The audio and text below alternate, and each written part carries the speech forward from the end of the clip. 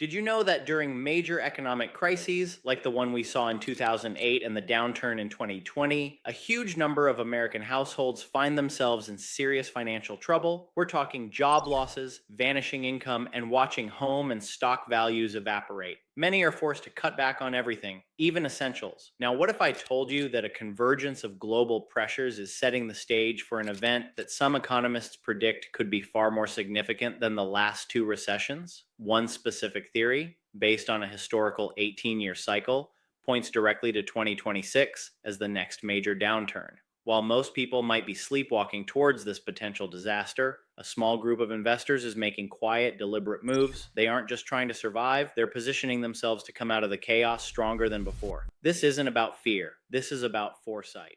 And in this video, I'm pulling back the curtain on the exact blueprint I'm using to prepare my wealth, my income, and my family for what's coming. Stick with me, because this could be the most important financial guidance you receive all year. Welcome to the channel. Today we're talking about something most people are afraid to even think about, let alone discuss openly: the rising probability of a major financial reckoning in or around 2026. Now, this isn't a prediction I've pulled from thin air. It's a conclusion based on a disturbing alignment of economic indicators, geopolitical tensions, and historical cycles that are all pointing in the same direction. Some economists and analysts, like Fred Harrison, have pointed to the 18-year business cycle, which, if it holds true, points to 2026 as the next major downturn. While this isn't a consensus view among major institutions like the IMF or World Bank, who see slowing growth but not a specific collapse, the underlying risks are acknowledged by almost everyone. Some even warn this event will be much worse than 2008, because this time governments may not have the same power to bail out the system. My goal here isn't to create panic. Panic leads to terrible decisions. My goal is to spark preparation, because with a solid plan, you can navigate any storm. Over the next 30 minutes, I'm going to give you my personal, comprehensive playbook. First, we'll break down the warning signs that are flashing brighter every day to understand the why behind this potential crisis. Then, and this is the most important part, I will walk you through, step by step, the actionable strategies I am personally implementing. This is a multi-layered defense system designed to not only protect what you have, but to seize the incredible opportunities that are always born from periods of maximum fear. This is about transforming yourself from a potential victim into a prepared strategic player.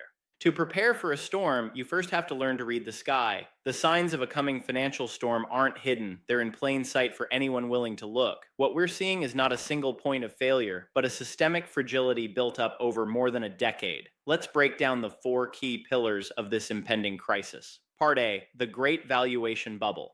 First, let's talk about market valuations. Think of the stock market like any other item. There are times it's fairly priced, times it's on sale, and times it is dangerously overpriced. Right now, several historically reliable indicators are screaming that we are in one of the most overvalued markets in history. The most famous of these is the Shiller Cyclically Adjusted Price to Earnings Ratio, or CAPE ratio. In simple terms, this tool measures how expensive the stock market is relative to its average inflation-adjusted earnings over 10 years. Historically, the long-term average for the CAPE ratio is around 16 or 17. As of October 2025, the ratio is elevated in the mid to high 30s. To put that in perspective, this is a level that has only been significantly surpassed twice since 1881. Just before the crash of 1929 and at the peak of the dot-com bubble in 1999. Each time, a major market crash followed. When you pay such a high price for each dollar of earnings, your margin for error becomes razor thin. Another indicator, a favorite of Warren Buffett, compares the total value of the stock market to the country's GDP. Buffett himself called it probably the best single measure of where valuations stand at any given moment, and warned that when the ratio gets close to 200%, you are playing with fire. We have been dancing in and out of that fire zone, with the indicator recently reaching some of its highest levels on record, well above 160%. These aren't just numbers on a chart, they are historical warnings of danger. Part B, policy shocks and geopolitical instability. A fragile system is most vulnerable to external shocks, and the world stage is currently fraught with them. Global growth is slowing down. Forecasts for 2025 and 2026 have been downgraded, with a tepid recovery at best. In 2025, we've seen abrupt changes in U.S. trade policy trigger renewed economic shocks.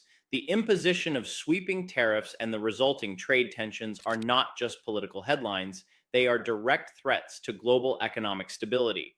These policies increase costs, disrupt supply chains, and damage business confidence.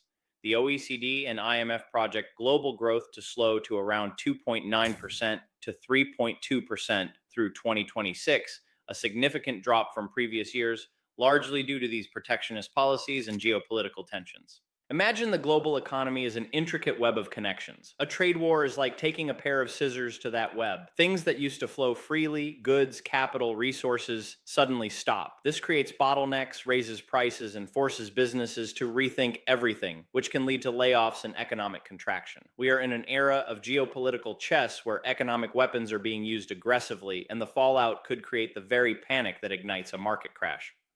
Part C: the unprecedented mountain of debt.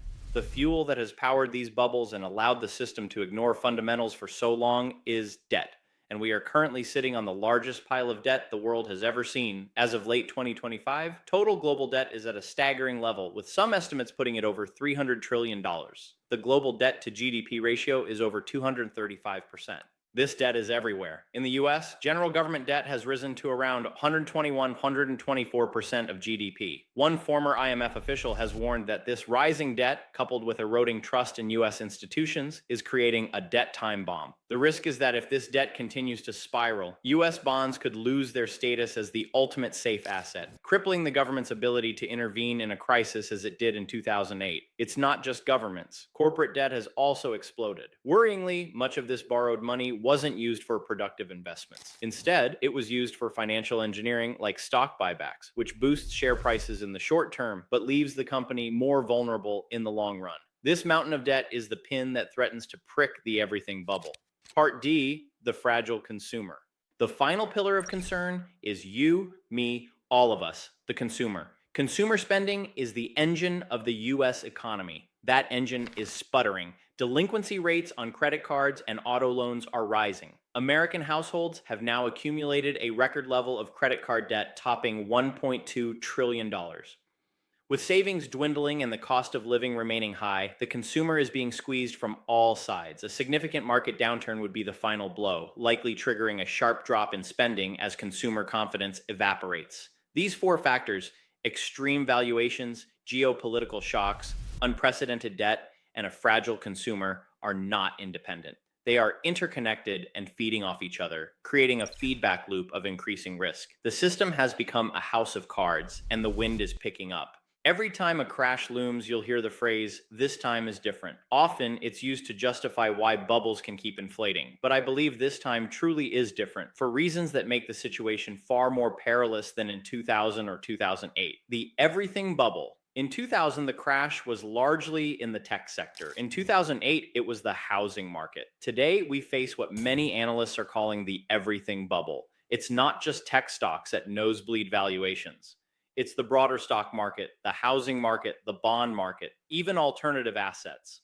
While not a consensus view among all economists, the term captures the widespread inflation of asset prices. When everything is inflated at once, there's nowhere to hide. Normally, investors flee stocks and find safety in bonds. But what happens when the bond bubble itself is at risk? When everything falls at once, traditional diversification fails. This is the unique danger of the everything bubble. The collapse of one asset class could trigger a domino effect, bringing the whole structure down. The end of an era, easy money. For decades, and especially since 2008, the financial system was powered by one thing: cheap, easy money from central banks. This made borrowing incredibly cheap, fueling the massive debt we just discussed. It punished savers and pushed everyone into riskier assets to find a decent return. That flood of money had to go somewhere, and it went into stocks, real estate, and everything else, inflating the bubble. But that era is over. Faced with inflation, central banks hiked interest rates aggressively in 2022 and 2023. While they have begun to trim rates in 2025 in response to a slowing economy, rates remain well above the near zero levels the system was built on. Interest rates are the gravity of financial markets. For years, gravity was turned off. Now it's being cranked back up. Businesses that were only profitable because they could borrow for free are now facing a wall of refinancing at much higher costs. This fundamental shift is the primary catalyst that could bring the entire overleveraged, overvalued structure crashing down. The psychological accelerant: modern investor mania.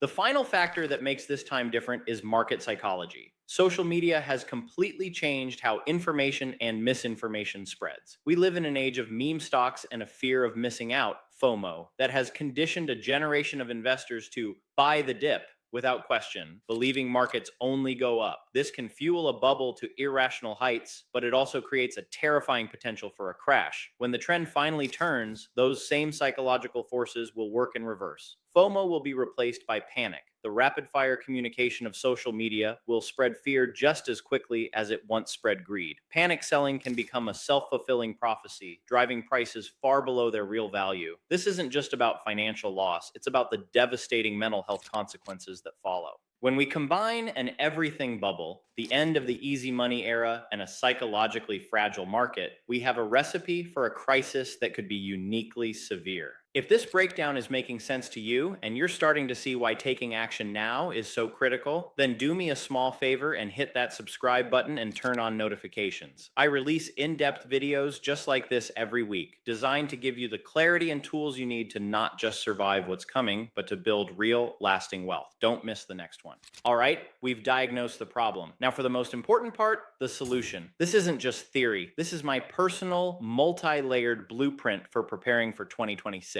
It's built around one core principle: resilience. It's about building a financial fortress that can withstand the storm, and just as importantly, giving you the resources to go on the offensive when the time is right. Strategy 1: fortifying the foundation, the cash fortress. The absolute bedrock of any defensive strategy is cash. And I'm not talking about the standard 3 to 6 month emergency fund. In the face of a potential multi-year downturn, that's not nearly enough.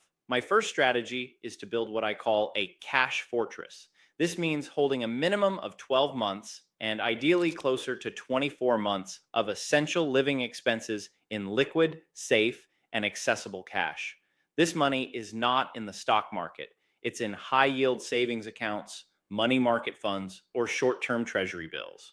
Why so much? This cash serves two critical purposes. First, it is your ultimate defense. It ensures that no matter what happens to your job or investments, you can pay your mortgage and buy groceries without being forced to sell your assets at the worst possible time. Being forced to sell at the bottom of a crash is how wealth is permanently destroyed. Cash prevents this, it buys you time. Second, and this is where we shift from defense to offense, this cash is your dry powder. Warren Buffett's famous advice is to be greedy when others are fearful. A market crash is the greatest sale on financial assets you will ever see. Stocks of world-class companies and real estate get thrown out at fire sale prices. Those who have cash are the ones who can build generational wealth. While everyone else is panicking, you can be calm, strategic, and start buying incredible assets at a massive discount. During the sharp crash of March 2020, it was my significant cash position that gave me the confidence and capital to buy heavily when it felt like the world was ending. That single move had an outsized impact on my net worth.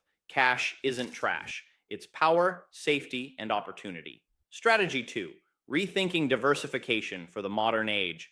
For decades, the gold standard was the 60-40 portfolio: 60% stocks, 40% bonds.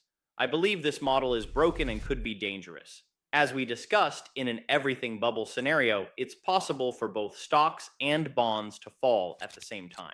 If investors lose faith in bonds due to massive government debt, your safe haven becomes a source of loss. We need to rethink what true diversification looks like. My approach is a broader diversification across assets that don't all move in the same direction. Physical assets, gold and silver. For thousands of years, gold has been the ultimate store of value during times of crisis and currency debasement. It's a physical asset with no counterparty risk. Its role isn't to generate income, its role is to act as insurance. When faith in paper money falters, gold tends to shine. I hold a meaningful allocation to physical gold and silver, stored securely. Global diversification, selectively. This does not mean simply buying an international index fund. Many international economies are just as fragile as the US. Instead, it means selectively investing in countries and sectors that are more resilient, those with lower debt, better demographics, or control over critical resources. Productive, real assets. Beyond precious metals, I believe in owning assets that produce real value. For some, this could be investment real estate that generates rent. For others, it might be an investment in farmland or infrastructure. These assets have a physical component and an income stream that is often less correlated with the stock market. The goal is to build a portfolio where different parts will react differently to a crisis, ensuring that a collapse in one area doesn't sink the entire ship. Strategy 3, the barbell. Strategy, extreme safety and extreme opportunity. This concept, popularized by Nassim Nicholas Taleb, is perfectly suited for today's uncertain world. The idea is to avoid the mushy middle of medium risk investments and instead structure your portfolio like a barbell. On one side, you place the vast majority of your assets, say 80% to 90%, in extremely safe investments. This is your cash fortress and other guaranteed assets like short-term government bonds. This portion is protected from any and all downside. You won't get rich from this side, but it ensures your survival. On the other, much smaller side, you place the remaining 10% to 20% in highly speculative, high reward ventures. These could be investments in venture capital, startups, or specific technologies that have the potential for explosive 10x or 100x growth. The key here is the asymmetry. Your downside is strictly limited to that small percentage, but your upside is virtually unlimited. If just one of those speculative bets pays off, it can have a massive impact on your overall net worth. This structure allows you to be incredibly conservative and incredibly aggressive at the same time. Strategy 4, active hedging, portfolio insurance. This is a more advanced strategy and it's not for everyone, but it can be a powerful tool. Hedging is essentially buying insurance for your portfolio. The most common way to do this is with put options on a market index like the S&P 500. Think of it like homeowners insurance. You pay a premium every year. Most years you lose that money because your house doesn't burn down, but you pay it for peace of mind. A put option is similar. You pay a premium for it. If the market goes up, your option expires worthless. But if the market crashes, the value of that put option can soar, and the gains can substantially offset the losses in your stock portfolio. This isn't about timing the market. It's about managing risk. It's acknowledging a storm is likely and deciding to pay a small price to insure your assets. This requires a deep understanding of options, so do your research before attempting it. These 4 strategies, the cash fortress, modern diversification, the barbell strategy, and active hedging, form the core of my financial preparations for 2026. A financial collapse isn't just a numbers on a screen event. It affects every part of our lives. Protecting your portfolio is only half the battle. True preparation is about building personal resilience. 1. Income diversification. Kill your single paycheck. The single greatest vulnerability for most people is relying on one job for 100% of their income. In a severe recession, even secure white-collar jobs are not safe. The antidote is income diversification. Now is the time to actively build multiple streams of income. This can start small. Freelancing, turn a professional skill, writing, design, coding into a side business. Side hustle, provide a service in your local community like tutoring or home repairs. Digital business, build a small online store, a niche blog, or a YouTube channel. The goal is that if your primary income source disappears, you are not at zero. A job can be taken from you, a diverse set of income skills cannot.